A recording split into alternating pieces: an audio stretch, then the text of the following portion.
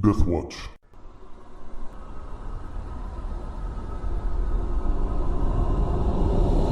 Welcome to With a Whimper, a Savage Worlds adventure with Deathwatch Productions. I'm Brandon, the Game Master. Today I'll be playing with two of our players. Thordrim won't be in, so we'll introduce Chris first. Hi, I'm Chris. I'm playing Ezekiel, the Elven Mage. And I'm Travis playing Asher, the Human Decker. And at the end of last session, they had reached the sheriff's office with Freya to report what they had found on their expedition into the sewer. And they reached the sheriff's office at the same time that Esther and Crag and Reuben had reached the sheriff's office, where they were about to report that they had encountered ferals in the shrub. And the last words that anybody heard was Esther saying, "Ferals in the shrub." And that's where we'll pick back up again. So outside the sheriff's office, you stand, and on the porch is the sheriff with his hulking troll deputy. And you're following Freya, who's the adult here. And if you remember, the weather had changed as when you guys got out of North Pump out into the street. When you'd gone in, it had been rainy and windy, and now it's dusty and windy because the weather changes. So visibility is very low, and dust is blowing across the town. But there you are, and Freya says, "Sheriff, we have a serious crime to report." At the same time, Esther says there's ferals in the shrub. So Sheriff holds up both hands, and he's like, "Wait a minute now, one at a time." And you know, the way that things work here in Desperation, the separation between adults and children, it's like not written down anywhere, but it's very firm. And so Freya goes first, and she says, "We sent Thordrim with his friends here, as you know, in North Pump down the line to find out what's going on with the water pressure. And I'll let them tell you for themselves what exactly they found, but it's very serious." I'll look towards Asher for the telling of that. Oh, right. And I'm like prodding Thoradrim, but he's... Thoradrim's standing stock Contemplative. still, staring straight ahead. T-posing? Yeah. Well, I'll relate the story without embellishment or exaggeration, even though I did a little bit last time. I was kind of lapsing into a Wraith-like character, which I don't envision for Asher. I'll probably look kind of embarrassed to be put on the spot about it, you know. Well, it's time I tell this Right. story. So I'll muddle my way through it, and because it's probably one of those things, you know, I have that authority, anti-authority stance, where if it's just me and the guys, I might talk a lot of trash, but when I actually get in front of them, you know, then I kind of clam up a little bit. They're also your elders, too. Right. Well, and especially this particular Yeah. authority, because he carries a big stick. Because I, you know, Asher's probably he's trying to figure out if he actually did anything he wasn't supposed to do, because he'll often do stuff he's not supposed to do Right. while he's telling it. But I don't think I did, so I'll gain a little certainty by the time I draw to the end of what had occurred and what we think is going on and when what it points to. When he gets to the part about the vagabonds being the culprits, I'll reach in my bag and pull out the patch Okay. and hand that to the sheriff. Which I guess was something I wanted to ask to other players, but I didn't even think about it or get the opportunity, was whether we wanted to include Haas in the story or some other reason how we stopped it. But since I didn't talk to him, I'll just tell him the whole truth and nothing but the truth. Yeah, well, Haas had begged you guys not to tell anybody. Oh, in that case. But it's up to you if you want to honor that wish. Yeah, so I will be sort of vague about... I'll try not to outright lie and say we destroyed the filter, stopped the operation. I'll just be like, yeah, but that's done.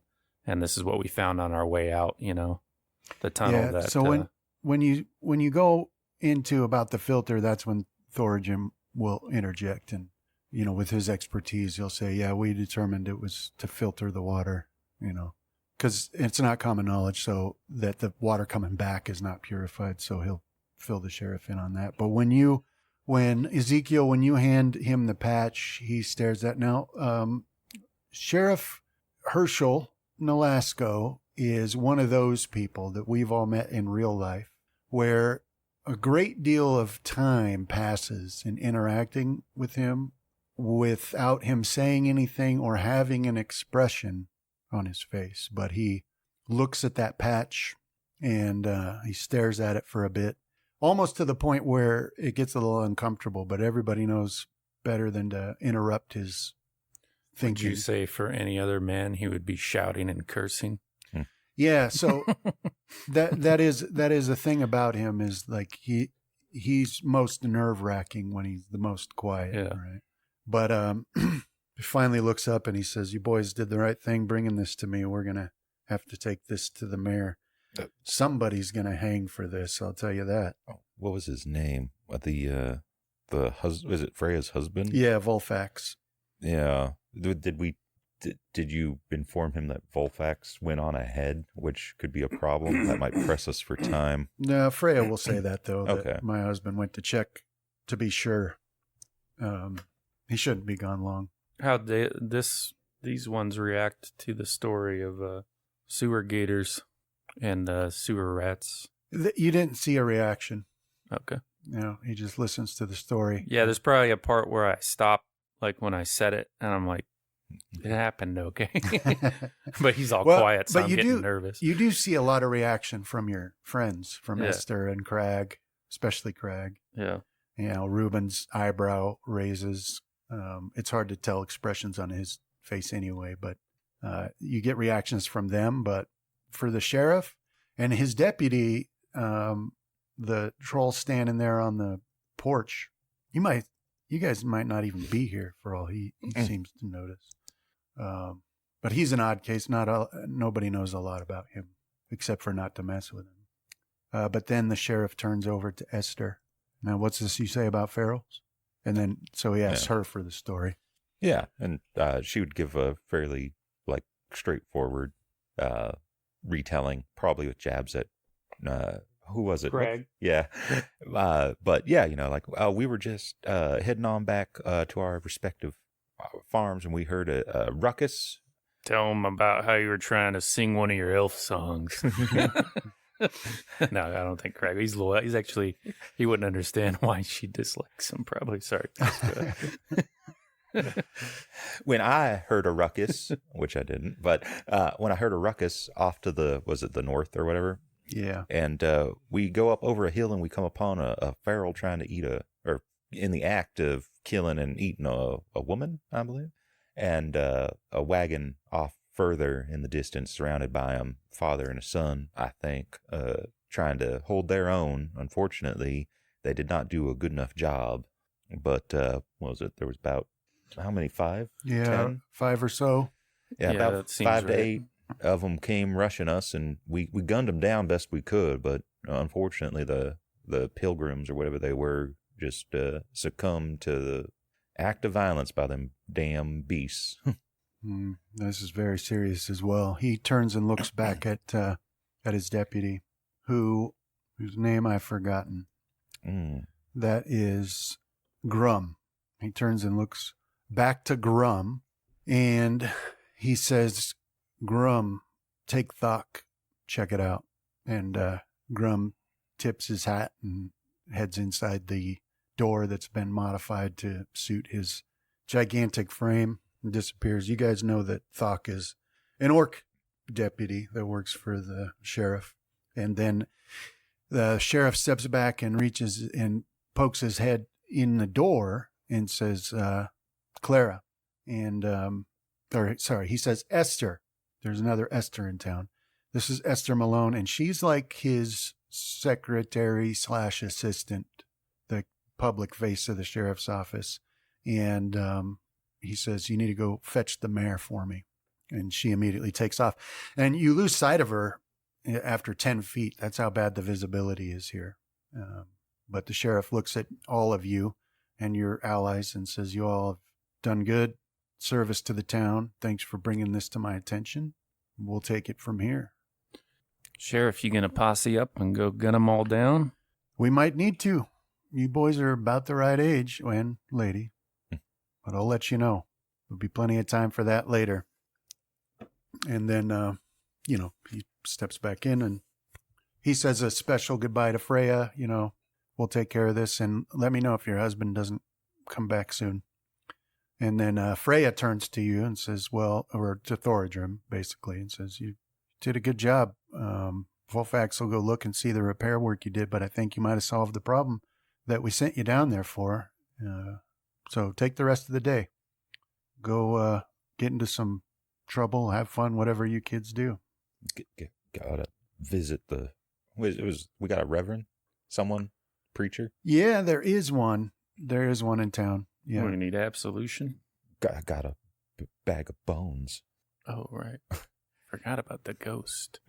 So yeah, I'll tip my hat towards Freya and start trying to find the reverend or the preacher man, whatever we call him. Yeah, that's what people call him, the preacher. And he actually lives in town, and he actually lives about, I guess, what you would describe as far as distance goes, 2 blocks from where you live.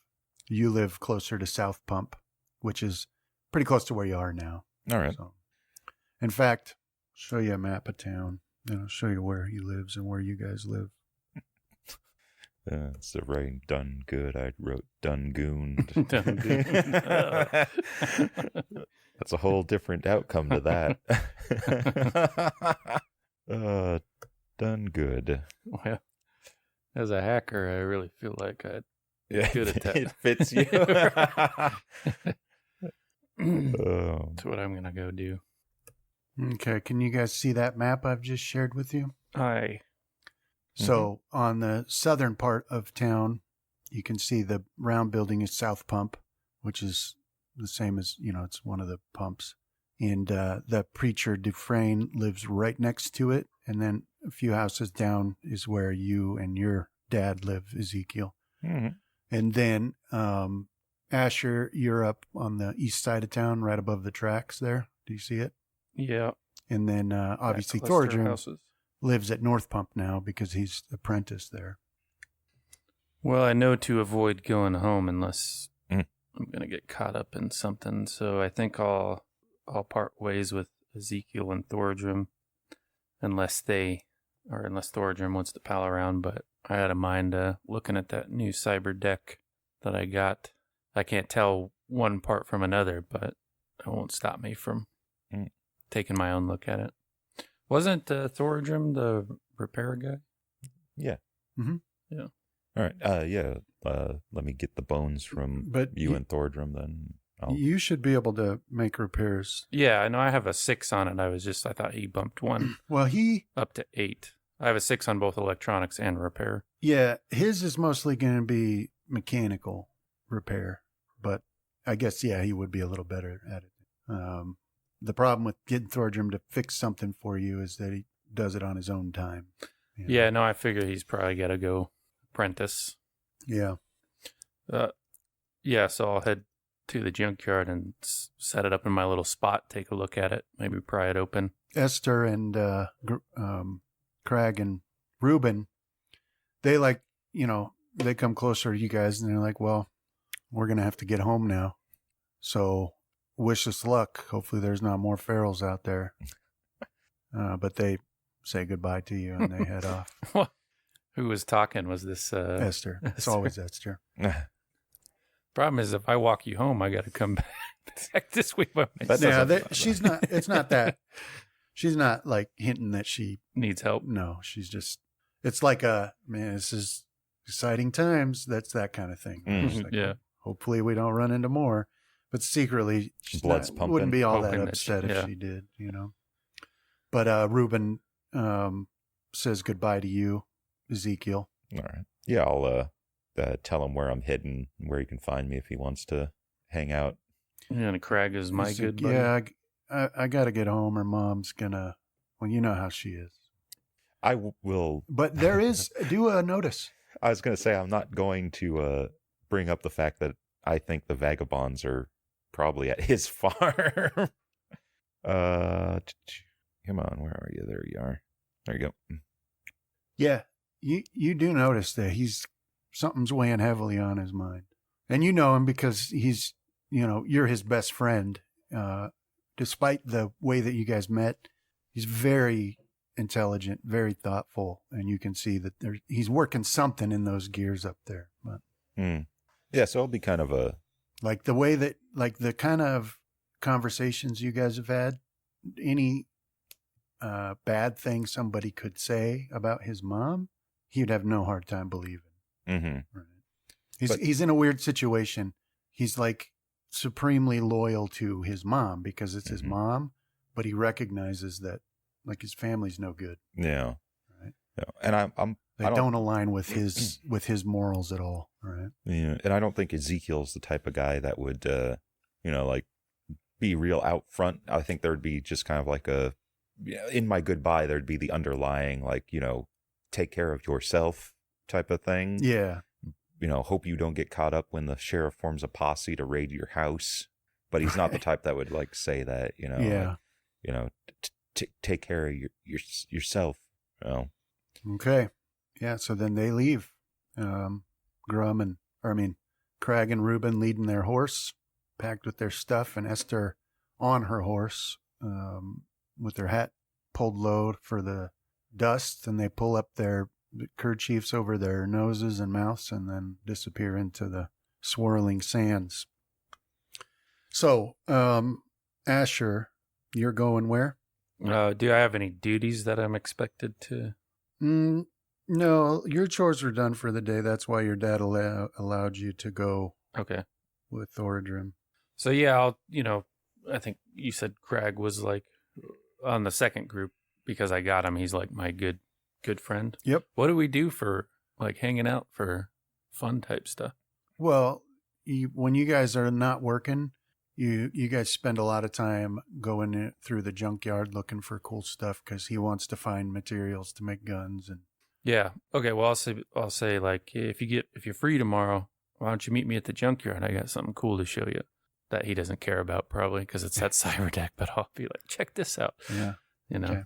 And if we don't get caught up in the posse, that is, and then I'll head off to the junkyard after the farewells. Yeah. So the junkyard is a quarter-mile north of town, and the junkyard's an interesting place because all of the salvager outfits, they don't go there. Nobody goes north, as a matter of fact. Nobody's exactly sure why, but for whatever reason, that northern junkyard gets left alone. So you generally get a lot of privacy there. But yeah, so you can make it there.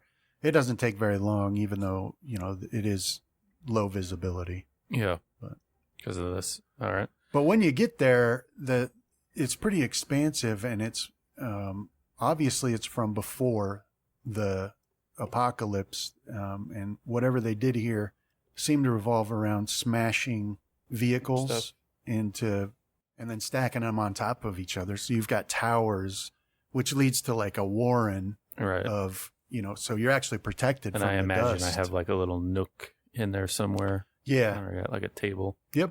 Yeah. You've found a nice place where you can set up where, you're out of the weather and in relative safety.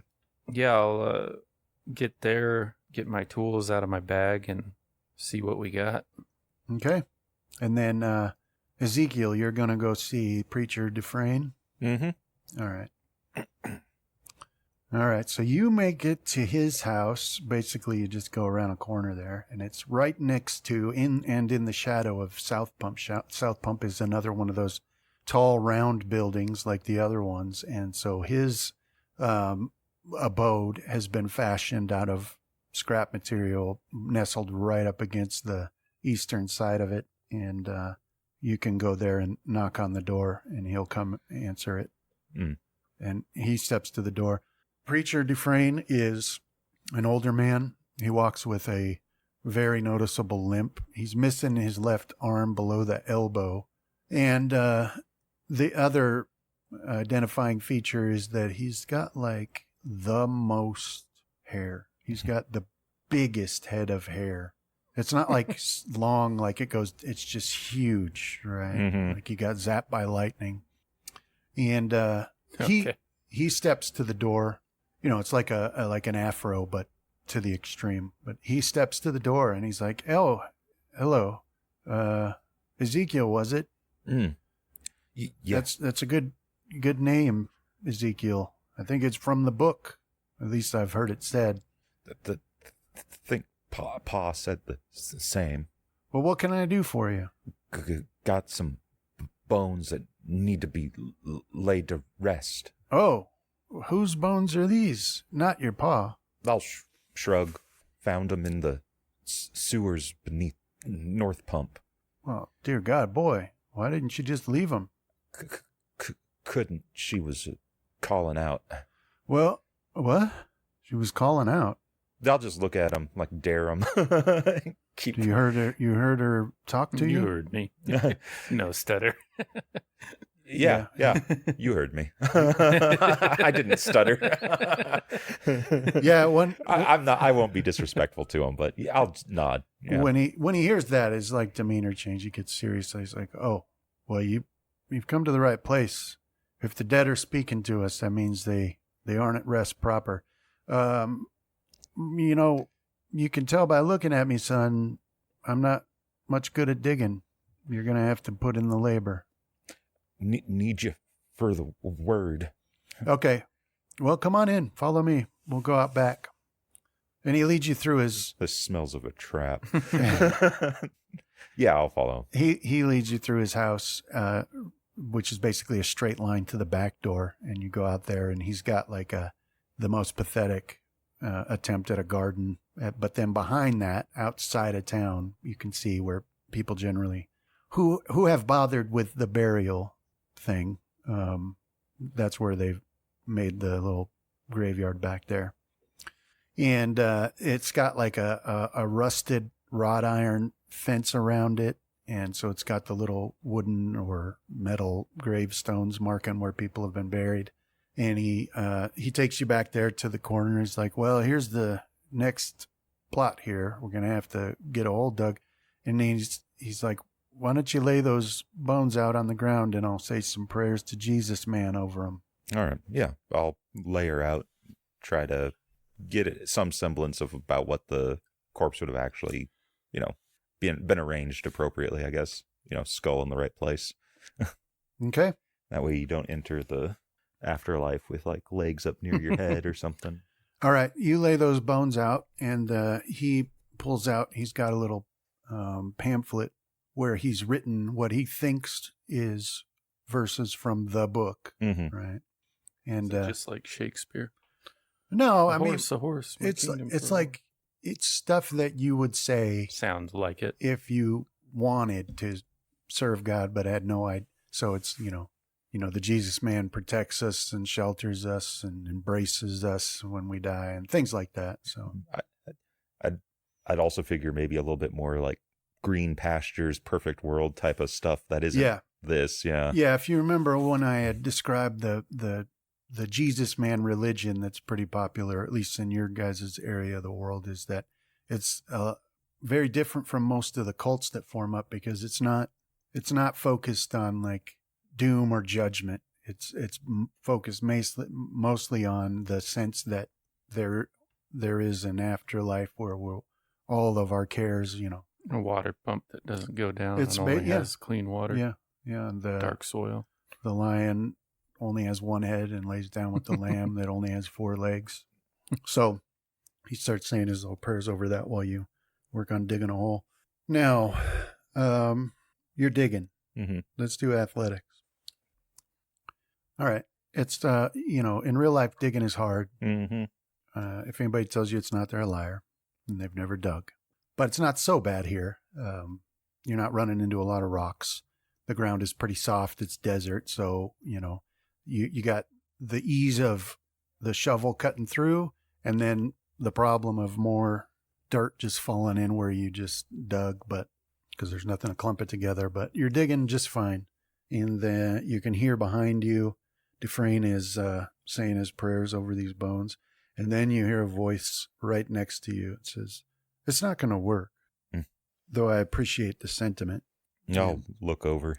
Yeah, so next to you is a almost see-through young girl with angular eyes wearing, a dress with shiny shoes, just like a Japanese student would wear.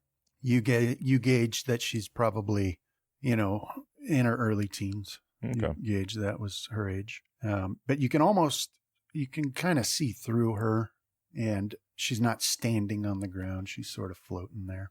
I guess I'll kind of mutter to her and myself, hopefully that Dufresne doesn't kind of hear that, was it like Pa always said services aren't for the dead anyway, but it's worth a try. Well, I think that you think that if you bury my bones, I'll go away. But I'm connected to you. I'm surprised that you know so little. The world has obviously changed. But I'm not a danger to you. I am a friend. Don't think you're a danger, but you really need to look around. You've been in them sewers too long. World's gone to hell in a handbasket. So you're going to need help. And that's what I'm here for. I'll come back and talk to you tonight. And then she sort of just disappears. Great. And then, Asher, you're messing with this cyberdeck. What do you want to do? Try to turn it on, get it to work somehow. But I feel like I might be a little bit like a monkey. No, I mean... What skill do you want? Electronics? Yeah, you know the turn it on part. You just plug it into your... Yeah. And then I assume since it was broken that's not going to work, but it's the obvious first step. But I'll go as far as my skill will take me to getting it going. So let's see here. Okay. Now, this is the cyberdeck that you found down in the sewers on that desk. Yeah, I'm just trying to figure out if I want to... Can I do better than a 4? When Haas had looked at it, he had explained that really the only concern here was the water. It's like a safety feature that it won't turn on. Oh, it needs to dry out, right? Yeah.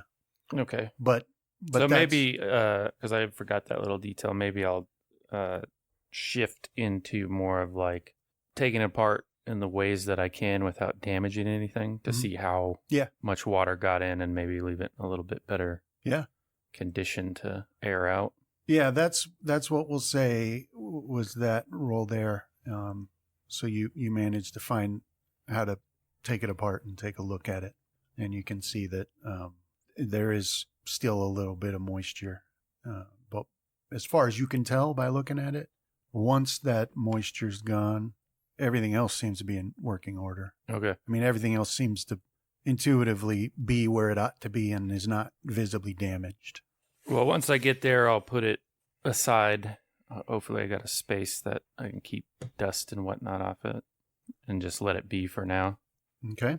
And one thing to do before going home is make sure I know that spot he was talking about for the communicating to Haas later on. Just go find it real quick, visualize it. Okay. Yeah. So this was a place where he had said there's some sort of opening or shaft that you could drop down a message. Yeah. He would be able to find it. So you'll have to do a notice. Notice. Okay. So yeah, you eventually you're able to find it.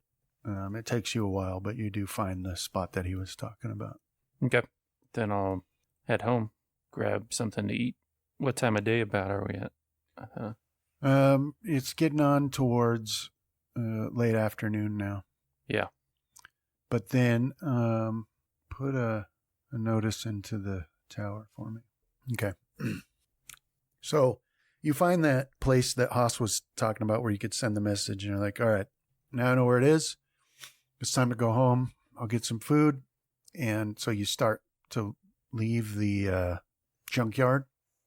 And then you experience this very odd sensation.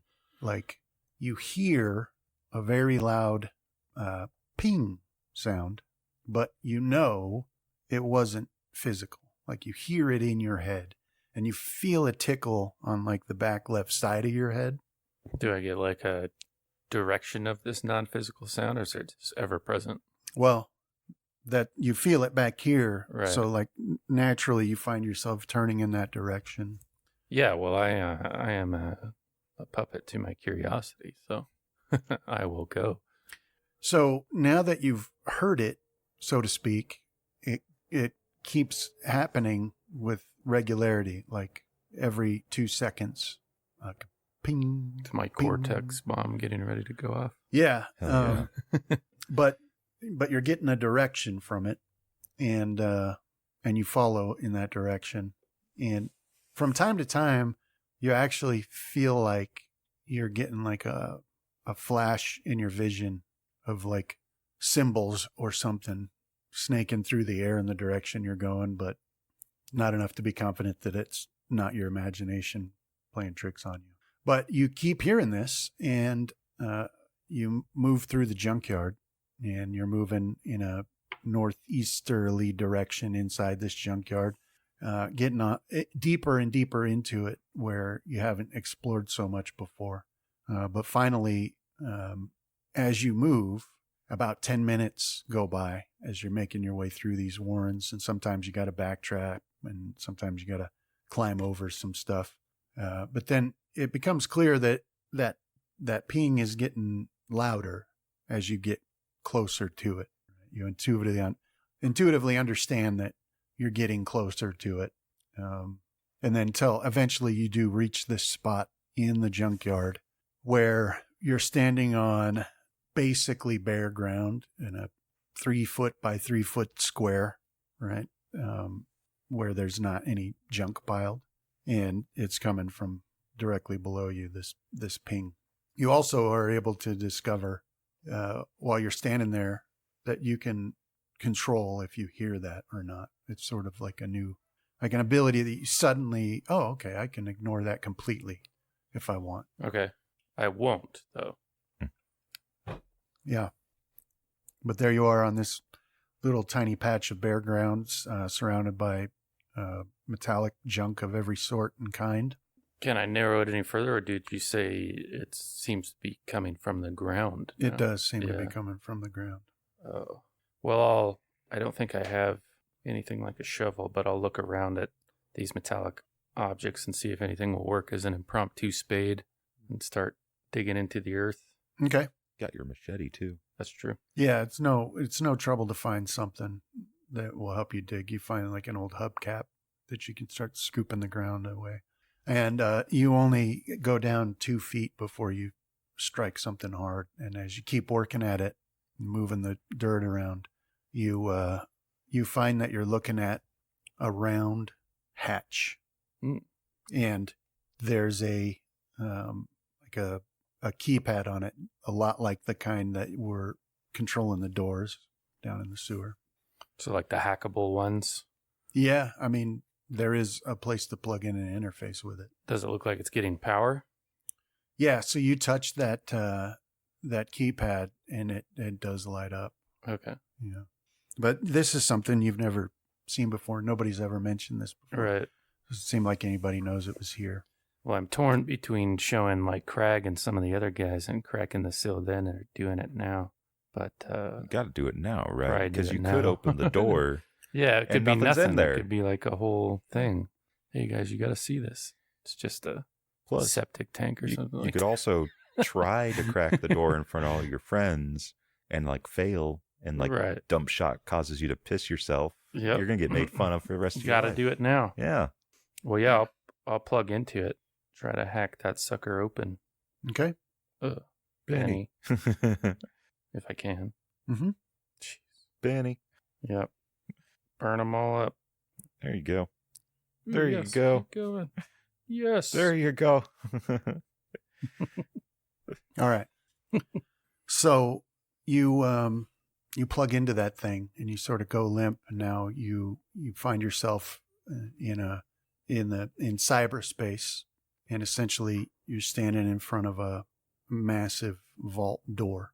Right. It's got a wheel on the front of it that you would use to, and that wheel is like greater in circumference than your height. It's like extraordinarily large.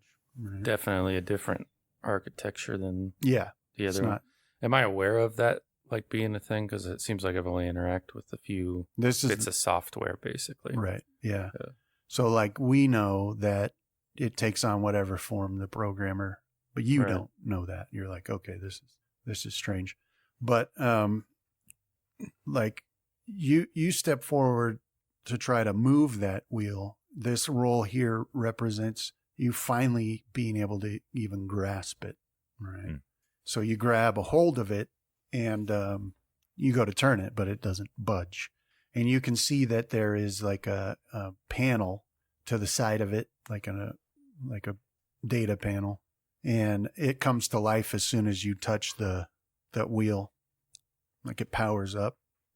And that's when you realize that there's like a smaller door next to this big door. And it opens up and a man steps out. Man shape anyways. So are these agents I'm interacting with, are they like is there going to be like ice and stuff that I have to worry about? Yeah. Equivalent? Okay, nice. Mm-hmm. Yeah, but this one is dressed like... it's just, I can't remember what they're called in Shadowrun, but the little constructs you would interact with. Yeah. But this one... non-ice ones. Yeah, well, you don't know that, but this one's not showing any hostility. Right. And it steps out and it's like, hello, please input security code. And so at this point, much like the doors, this would be where you hack the security code. Yeah. Is that a separate roll then? Yeah. Okay. Yes. Not as high as the last one, but pretty confident with 9. Okay. All right. So it works. You're able to essentially lie to the system that you have a proper security code. And, how that happens is it's like something that your awake brain would have trouble comprehending. Yeah. Right? But it's, essentially like a guess at the speed of maybe like thought. Overloading the the inputs or something, making it. Yeah. But then this voice is like, very good, sir. And goes back in that door and you can see the wheel start spinning. In real life, you hear like a click. Yeah, like the physical actual hatch opening. Yeah. Yeah, so I'll jack out and take a look at the Meat World version of it. See if I can get it open now. Okay. Yeah, so you heard this loud click, and so you can grab a hold of that and pull it open, and it leads, you can see like a little step ladder or, a little ladder to go in. And you do like there's a rush of wind that blows out at you. Full of old world radiation and biohazard.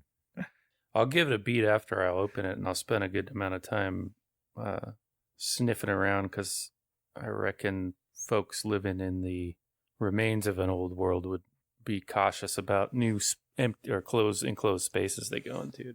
Probably be tons of stories about that.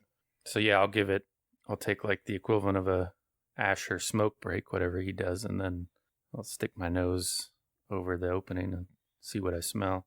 See if I notice anything out of the ordinary. Listen for sounds. Yeah. Okay. So you give it a minute and then you give it a sniff and you can smell dust, grease, oil, metal, that sort of thing. Nothing that stands out. And you don't hear anything coming from out of there either. There's no light coming from within. So No. I'll click my flashlight on and start shining it around, seeing what I can see. Yeah, so from your angle, what you can see is that you would be able to stand up in here. Crag might be able to stand up. Reuben wouldn't be able to stand up in here. And from your angle, you can see that there seems to be a spot on one side of it where somebody would have sat down. There's like a chair bolted to the floor. Oh, okay. And there's like a dark panel of screens and whatnot. All right. That's what you can see from here. Now I have an inkling, but would Asher? This is not something he's ever seen before. Yeah, because I'm thinking like a vehicle of some type. Well, from your angle, you don't see anything that would lead you to believe it's a vehicle. Oh, no? So a chair and I got panels. Mm-hmm. Okay. And it's pretty small space, nothing else going off anywhere. So yeah, like, so when you put your head in further and you look, you can see that there's multiple places, 4 to be exact, where somebody would have sat to do some sort of work. Well, I'll hop down in there. Figure it's safe enough. Sit in that chair, look around, try to do some guesswork in my mind for a little bit. What they would have done in here. Okay. Change it to some type of I don't know, cyberpunk stuff. Thinking like how they would set the net runners up sometimes. Mm. You know. But is there anything to jack into down there? All right. So you go down inside there, and you get a better look at it. And there's 4 stations where a person would have sat, and then there's like some screens that are, of course, dark. Nothing seems to be getting power in. Is it not a panel and just like a screen? Like one screen for each station? No, there's multiple. Okay. Yeah. And but there's more there too. Like on so you're looking at something that's about 20 feet long and 8 feet wide, right? And you can see that there's a what looks to be a little kitchenette section, right, where there's like a burner and a sink, believe it or not. And on one wall opposite that, there's like a row of storage lockers Workstation that are set up. I mean, that's what you're guessing by looking at them. Yeah. There's some equipment storage in there, right? Because they're locked and uniform.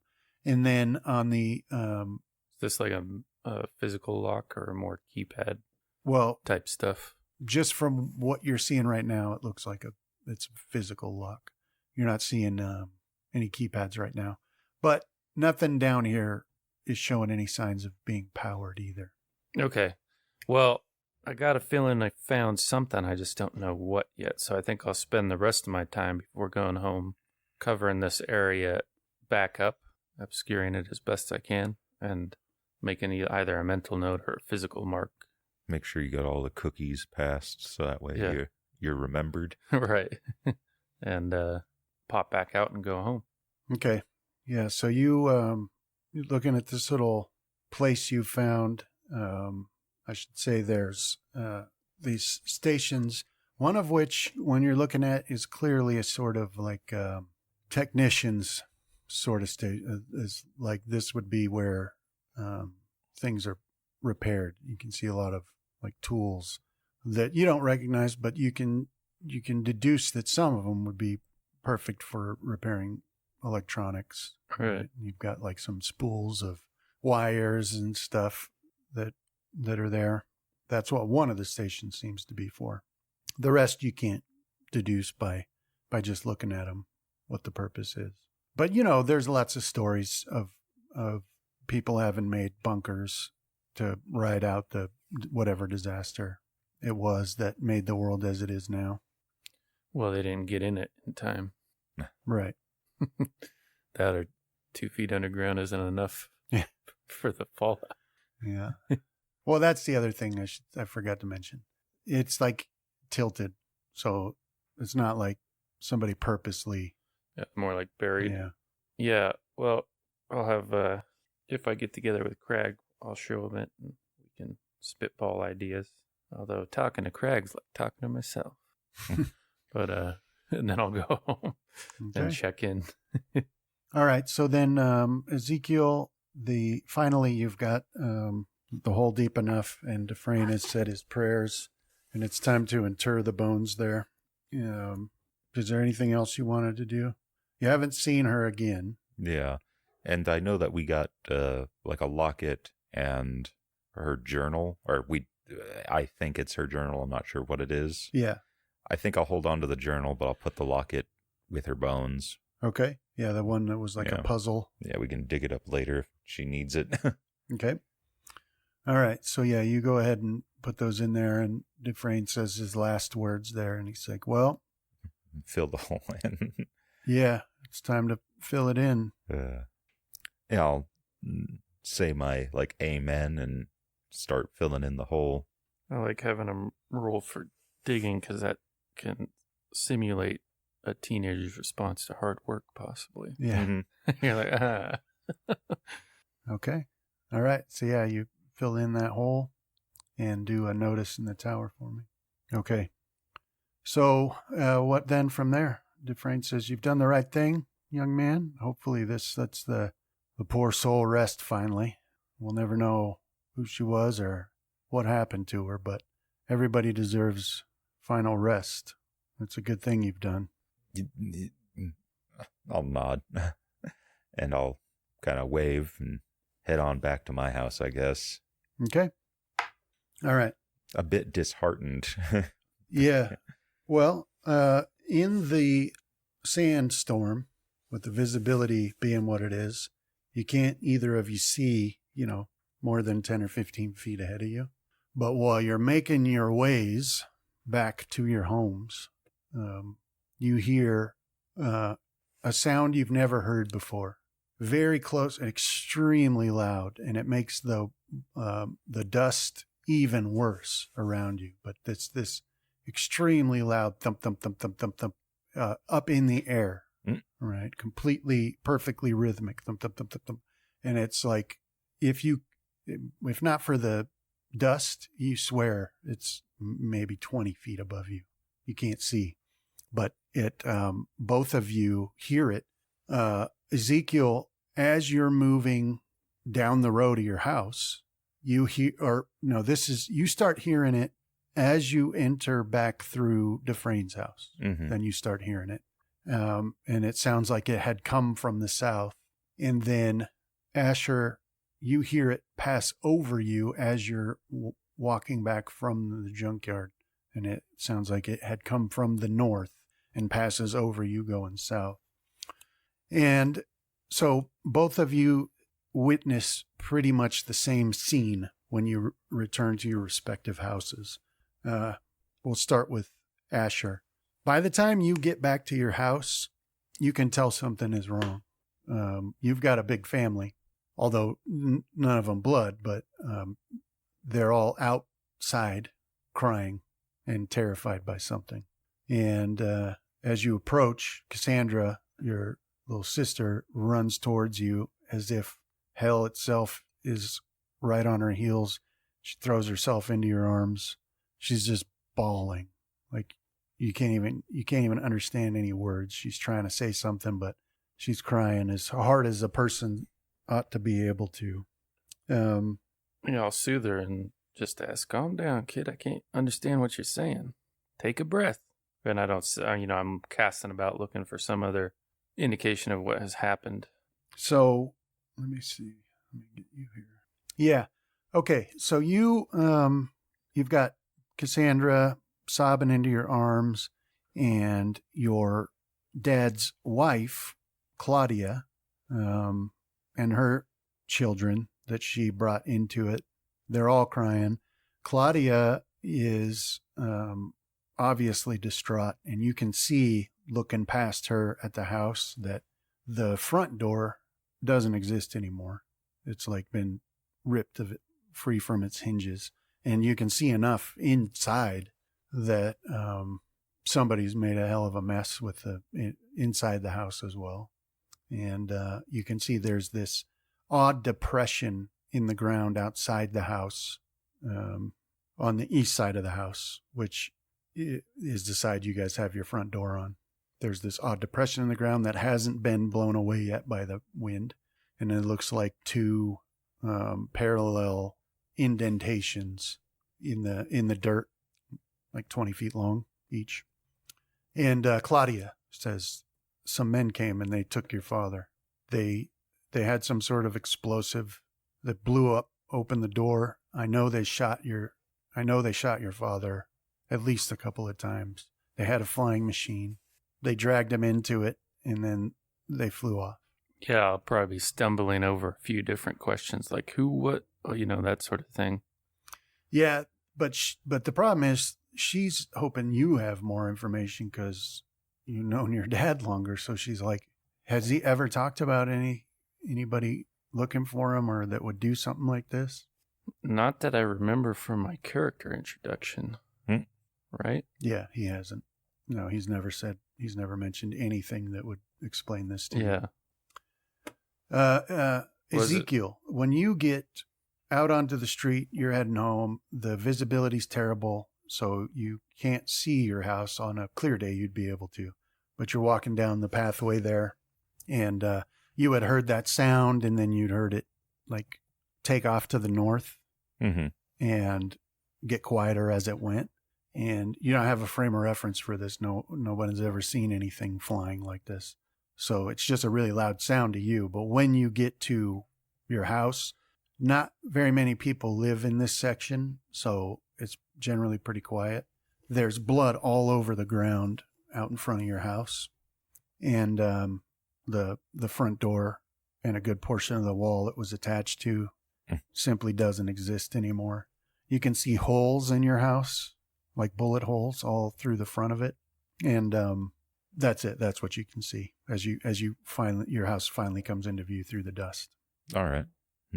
Normally I'd probably hide on that, but this is my house, so I'm going to cautiously try to get a better view of what's going on in there, just in case there's anyone still around. Okay. So do a stealth and a notice. Okay.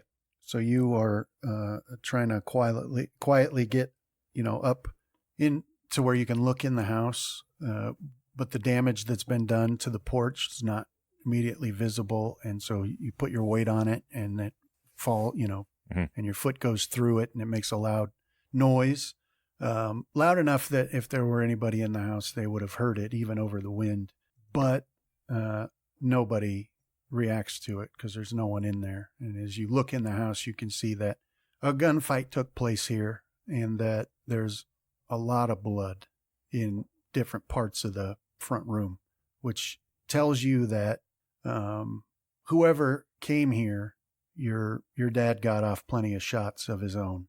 There's no way you can tell what's his, but there's enough in different places that other people took some shots too. Although you don't find any bodies, but the house was ransacked. There's bullet holes everywhere, and your dad is missing.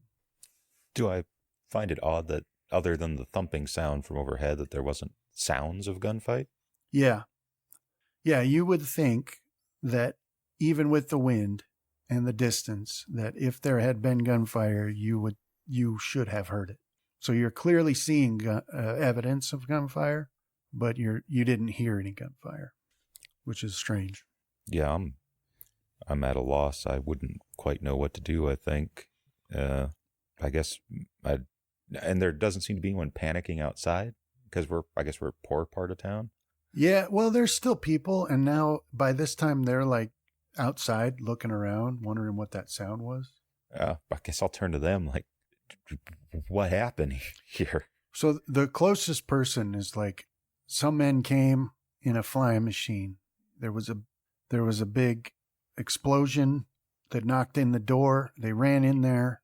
Your pa did a lot of shooting, but they took him. They dragged him into their machine. They took off to the north. I've never seen anything like it. Do you know who they were? Has your pa ever talked about people being after him like this? All right. When they say he took off to the north, I don't know if I have anything I can grab, really, some food or something, put it in my bag, and I'm going to start heading to the north. Okay. This is the mayor's black budget special forces taking us out because he's in on the operation. The booze? Yeah. Yeah, I'd keep a booze operation afloat through black budget helicopter raids. Well, funny you should say that, because the mayor's office is right behind your house. Is it? And he shows up. Yeah. I'll squint my eyes. What was that? What was all that noise? What the hell happened here? Oh, son? like you don't know. On to you, Mr. No, I'm equally as distraught, although less likely to just run off since I got Cassandra to worry about. But, I'll be at a loss, and I'll say what was said to me, but like with a question at the end, like some men came in a flying machine and took my dad. Okay. He seems totally at a loss. It's like, where did they come from? Well, I will say I heard him fly over my head from this direction and that direction. Yeah. And I don't think they left to the north, because none of the people that were here mentioned anything like that to me, but I doubt Cassandra would have the presence of mind. No, but Claudia will. She's like, they flew off in that direction. Mayor's like, I didn't think any of those old world machines still worked. Yeah. I'd heard about them, but I'd never. Because that's how I heard it come in, is from the north to the town and then back out. So what do you mean they? Like, I mean, who's to the north? I don't know. I didn't think these old machines, these flying machines, I didn't think there were any left. I mean, I'd heard about these sort of things from the old world, but no one's ever seen them before. Yeah, who would be after your pa like that? Putting hypocrisy to my authority stance, I'll make an appeal to the authority figure and be like, what are we gonna do? They can't take my pa. Okay, so the mayor is like, come with me, son. We need to go talk to the sheriff. This is serious. We need a town meeting for this. And with some effort, Claudia is able to claw Cassandra from you, and so that you can follow the mayor. Yeah, I'll give her some assurances as she's taken away that I'll be back, kid. Okay. So basically you guys head down the train tracks further into town to get to the sheriff's office. And you meet, this is where you, Ezekiel, as you're moving north, you've almost reached the train tracks. That's when you intersect with Asher and the mayor. Yeah, I'll probably be hollering at him before he can stutter anything out, saying they took my paw, Zeke. Yeah, I'll flying machine. Yeah, Heading north. Yeah. I'll kind of probably then catch the look on his face, and I'll be like, "You all right?" No. And I'll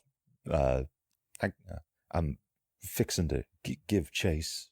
You in? Well, yeah, you know that, Zeke, but how are we going to catch him? Thoradrim appears. His home, his dad's home now, because he lives at North Pump, but his dad's home is in the same row of structures as the salvage emporium. So he comes running from that direction, and he's huffing and puffing, and he's like, it's gone. My dad's gone. The house is destroyed. There's blood everywhere. I think he's dead.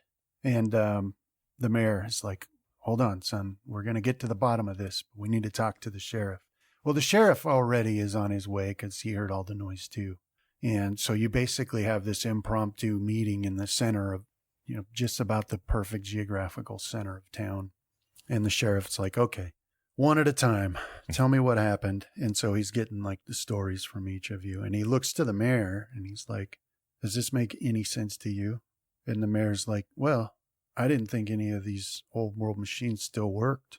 Everybody had questions about their paws when they moved to town, but, eventually people just accepted them as part of town. Most people around have forgotten that they even didn't always live here.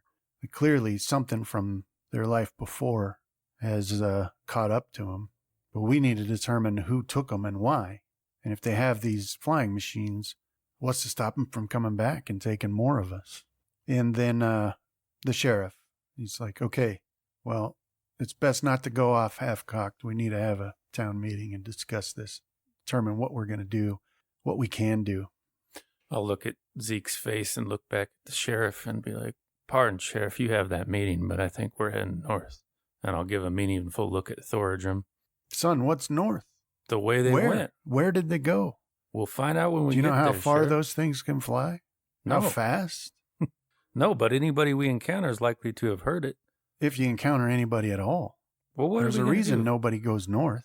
We don't do nothing but stand on the wall at those meetings. We don't got to say. Well, you'll have Cut one us now. loose, Sheriff. Look, you're all basically man-sized now. You can make your own choices, and I'm not going to stop you.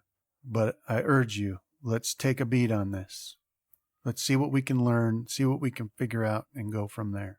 The speed those things move, it ain't going to make a difference if you miss a day. Well, the sense will put a little doubt in my mind, so I'll look to my companions to reaffirm it one way or the other, Thoradrim, I have an expression of some kind, please. Nah. I can't make this decision on my own. What is it? The link from Majora's Mask, the statue that you summon? Yeah, I don't Man, I think Ezekiel's probably actually pretty mad, but he's also kind of getting that feeling you get when you're angry, but there ain't nothing to hurt or break. So, well, can I sense that in him without him having to say anything? Always I'm looking for a way to do that. I guess that we're just falling on notice. Yeah, notice. Yeah, you know him well enough to see what struggle he's having here. You know, Thoradrim is, he's quickly making the transition from frightened into like burning anger. Right. Quickly, right? Like you can see almost the transformation of his face as it goes from wider eyes to furrowed brow, and like somebody's going to have to pay for this. But, well, I'll cuss loudly. Dang, nabbit. Yeah. I think, as much as I hate to admit it, he's talking sense, but either way, Lobo I'm with you guys. barks when you say that. He agrees. man, And you know I like a half-cocked plan. Only one who likes it more than me is Craig. yeah. So, boys, just let's put out the notice for a town meeting tonight, and then we'll talk about it as a town. Like we get through everything as a town, and we'll decide what to do from there. I think there's some real hate showing on my face about this point. You get it, Zeke. You get it. The man. They ain't always on your side. Well, I mean, as much as you can tell in another human being, you know that he does have your best interest in mind. Yeah. Well, I figure that it's the logic of his argument that's tripping me up and making me be like, dang it. You know, you can't chase after something that flies. Yeah. I mean, we could. And like I said, I'd be happy to. But that's just the advice I'm giving. And in there is that I think he's talking sense this time. Okay. Thank you, boys. Yeah. We'll spread the word. We'll get the meeting tonight. Meantime, go be with your family. Make what sense you can of the mess of your homes. I didn't catch the makeup of your family, Zeke. Was it just you and your old man? Yeah. Hey, you can come over with me if you want, Zeke. I'll shoot him a look that says I ain't saying anything in front of the sheriff. Okay. But yeah, that I do have siblings to check in on, make sure they get settled. Yeah. So, but yeah, when we get away, I'll ask Zeke, so you want to hang around for that meeting? Not really. I'll stand by. He's got sense this time, but if you want to go, let's go. Let me just grab my stuff and we'll hit the road. If those flying machines move as fast as they say, then us dicking around out in the northern wilds ain't gonna lose us no time. Yeah, we can at least look. We can come back with our tail between our legs. But I don't feel too comforted in this town right now. No, I hear you. Did Thoradrim come along with us, or did he have to? I mean, I'll be like, All right. I don't know what his situation was because I wasn't. He didn't have siblings either, but he went back home to see if Okay. he could find anything. Well, maybe Thoradrim will make it to the meeting. Yeah. That's what counts. One of us there. Yeah, I don't really want to be around the people right now. I was going to grab a bite. Give me 15 minutes to check in with my siblings. I'll grab some food and my stuff and we'll hit the trail. Okay, so you guys are you're having this conversation on the way back to your house, Asher? Yeah. Okay, so you guys are heading down that way towards your house, and the visibility's still poor, but out of the dust ahead of you, coming towards you, a rider on a pale horse. Oh, no. Uh-oh, shoot him.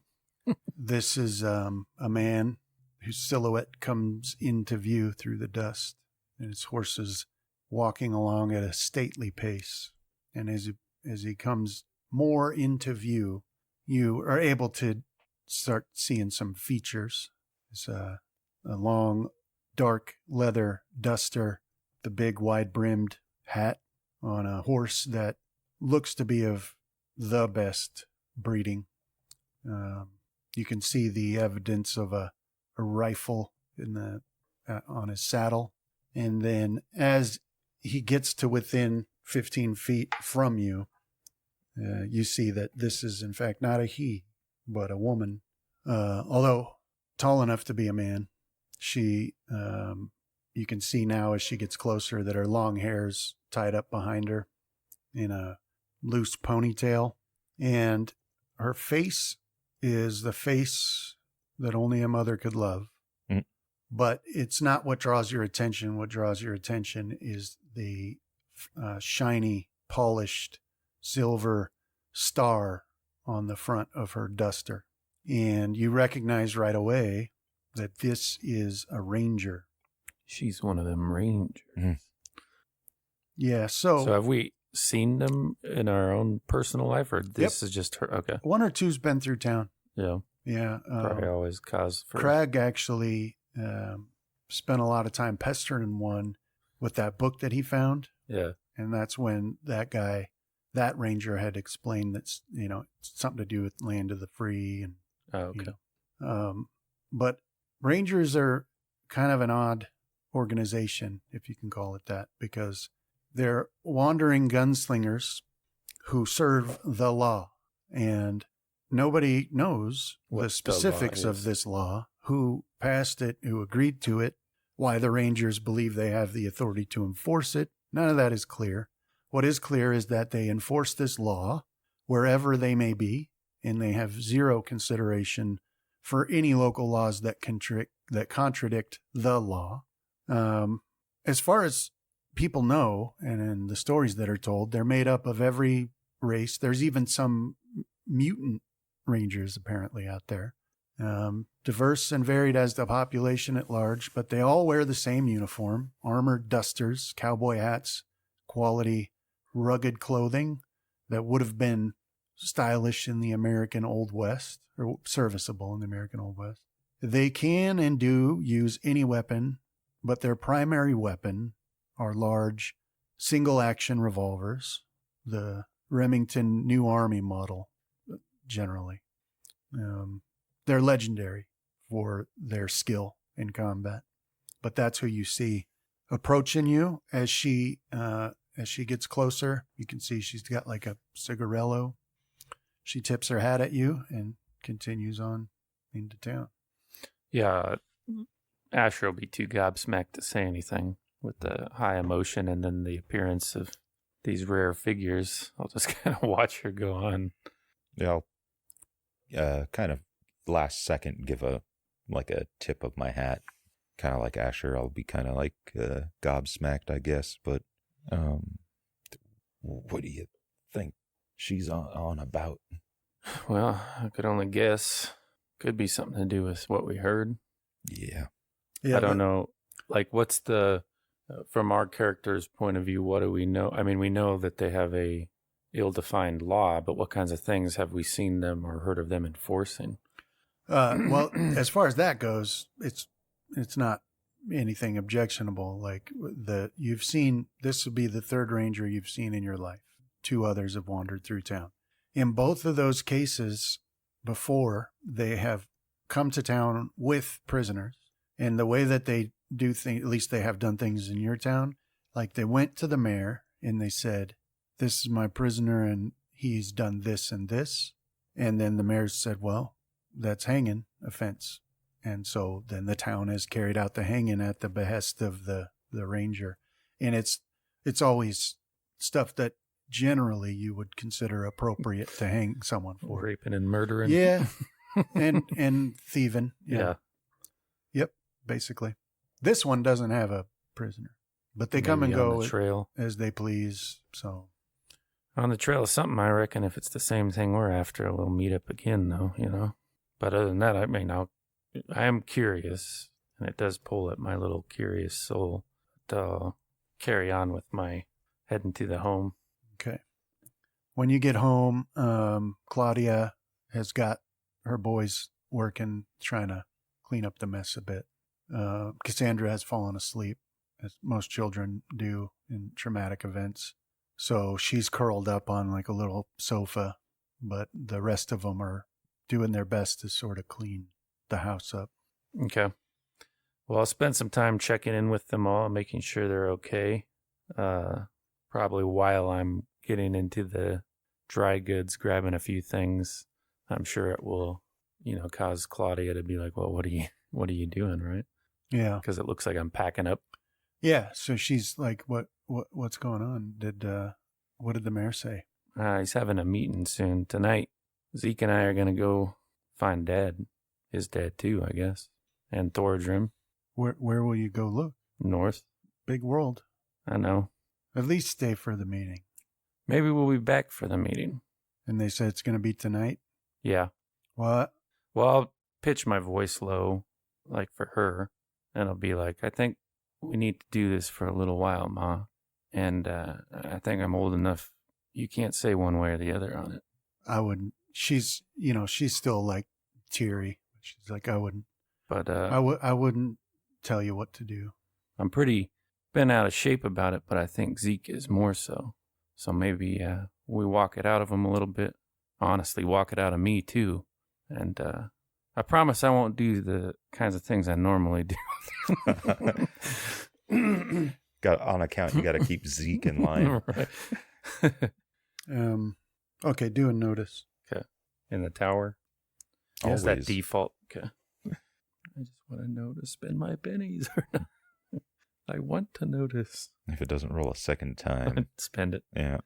All right, so what you notice is that, when you're done talking, she's sort of like chewing her lip.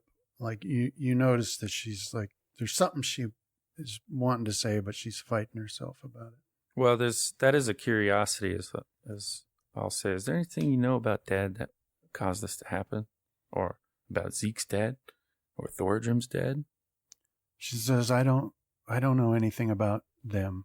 And I don't know if it has anything to do with what happened, but I know your father keeps a locker hidden underneath the floor in our room. And I know he didn't want me to know about it. So he thinks nobody knows. And I don't know what's in it, but maybe it'll have a clue. Thanks, It's Mom. up to you. I'm not going to open it. It's not my place. Yeah, I'll finish stuffing the foodstuffs in my bag. Hold up one finger for Zeke. Yeah, or if he probably wants outside. to come along. Yeah. Yeah, and then I'll go see if I can look in that footlocker real quick, see if it gives any kind of clue. Okay. And also, it was a footlocker kept hidden from me. In fact, I might be able to go trade for some stuff while you're saying Yeah. goodbye. I think I might go try to do that. Spread the word about the meeting, but also buy some dried goods or something like that. And nothing too much. Okay. But I trade for bullets, which I think should work out fine. Yeah. Okay. Well, you know your dad has plenty of bullets. Well, I currently do now as well. Yeah. Like he's got enough that you wouldn't need to go get some elsewhere. No, trade food for bullets. Oh, I got you. All right. So, Asher, you go into your dad's room and you find the spot where she told you he's got a hidden locker. And it's not anything you'd ever noticed before. And, honestly, you haven't spent a lot of time in here. It's not something you would have thought to look for. But you do see then when you're looking that, if you move this little table out of the way that he's got next to his bed, that there is a ring in the floor that you can pull it open. Right. And you do pull it open and you see there is a locker down there. And it's like a storage locker, not a foot locker. Like it's big, but you can reach down there by the handle and pull it out. It's a gosh darn minigun. And Claudia, she's watching from the door, and she turns and leaves and closes the door. So you've got some privacy. I have to thieve it open. Yeah, because where it opens, you can see that there's a little slot. Got some claymores rigged up. No, it's not. You don't see any traps, but you can see there's a little tiny plastic or glass thing where you would it's like a put tamper. your thumb. Oh, okay, gotcha. Yeah. So do I lockpick it or hack it? Yeah, you'd either physically defeat the mechanism or try to hack and tell it that your thumbprint is an authorized thumbprint. Well, I'm stronger at the hacking, so okay, we'll go that route. All right. Yeah, do your hacking roll. Nice. Okay. This is a simple process. Not you've ever done it before, but you Getting check in and a you're feel like, for it. oh, okay, this is easy.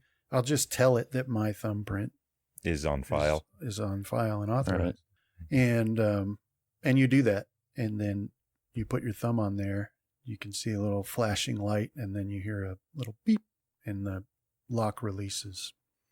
Well, not realizing I'm holding my breath, I'll open her up. Okay, so you open this locker, and it's got there's a set of what looks to be armor in there. It's hard to say. It's like clothing, but not of a material or style you've ever seen before. And underneath, and there's a helmet, which is a weird helmet because if you put it on, it's like the front of it is totally blank, opaque.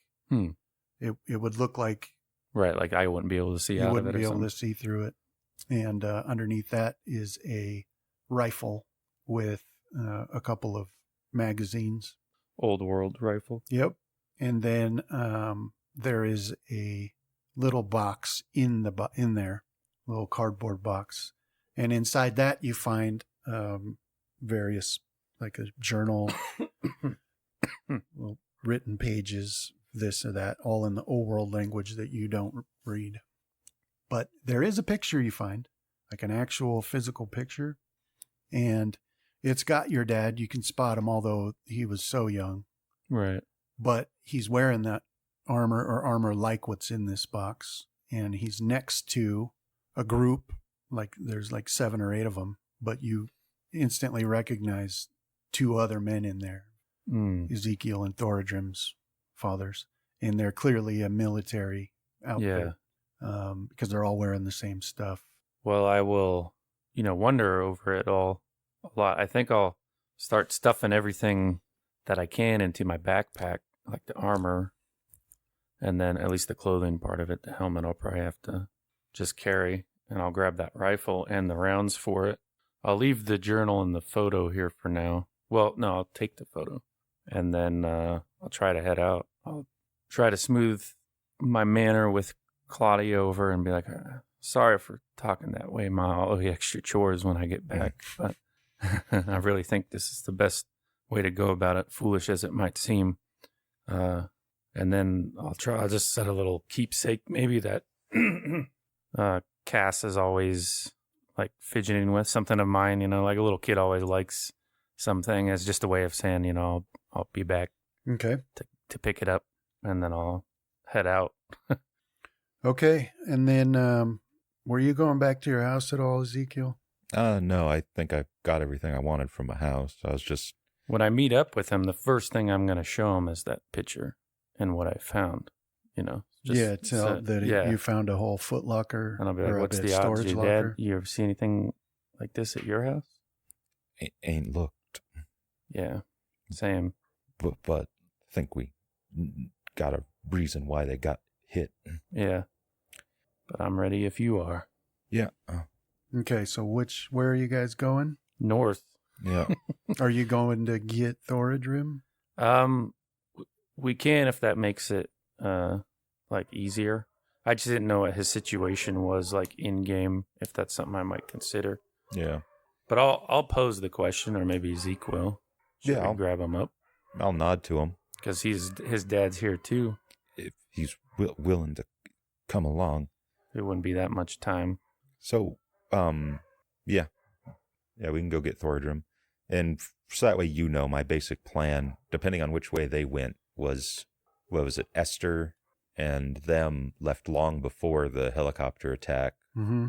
And if they went to the north, then hopefully they might have. No, they didn't go north. They went west or They whatever. went west, yeah. All right. And then south. Yeah. Then it doesn't matter. Just going north. And for the most part, like I've said, like Zeke's just mad. He'll probably walk it off. If not, keep going north till something happens. Okay. Well, so you can meet. Let me do a roll here. Better do what I want.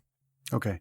So you gather that stuff, and then you're heading along the tracks, and then that's where you meet Thoradrim, about in the center of town. He's huffing and puffing because he's sprinting this way, but he gets up to you guys. You can see people are starting to filter into the salvage emporium, which is right there in the center, basically, for this meeting. But he comes up to you and he's like, "You guys are not going to believe what I found." I don't know. We might, Thordrum. What'd you find? So my dad had a storage locker hidden in the wall in his room. Did he have something like this? Because I got maybe the helmets like just hanging on my backpack or whatever. Yeah, Yeah. that's exactly what I found. And he looks around. He had a rifle. Like this? Yeah, just like that. You should hide that. Seriously, you should hide that. Well, I'm trying, but Put it under your coat or something. Don't let people see that. Okay. And I also found these. And he holds out his hand, and he's got like 2 grenades, like real grenades, right. Not the the makeshift improvised. Yeah. Oh, wow. And he had a journal, and he had all these pictures with your dad's in them. Yeah, same. I wish I could read the old tongue. If only we had a book. Yeah, one of us will have to learn. We're fixing to head north, Thordrum. You're welcome to it. Nothing probably going to come of it. If you're going, I'm going. I'll nod. You hear a voice next to you, Ezekiel. It's a bad idea. You're not ready yet. You can see her floating there next to you. Let me teach you. There's a lot I could teach you. And so that's when the people from all of the town are starting to filter in your direction to get into the Salvage Emporium, where there's going to be a town meeting, and you're in that general area. People are moving by you. It's still windy. It's getting darker now. And that's when you hear west of you, like some screams, but not like terrified screams, but like screams of hatred that don't sound like they come from human vocal cords. Like the pharaohs. Yeah. Yeah. Yeah, which you guys haven't heard before, but you're hearing those, and it's like echoing in the wind. And then you hear some gunshots to the west, and then you hear some shouts as people start running towards the Salvage Emporium. And that's where we'll stop for today and pick it up next time. All right. Oh, thanks. Yeah, thanks, man. Yeah. Pretty fun. Pretty cool discoveries. What kind of out of game? What kind of rifle do they have?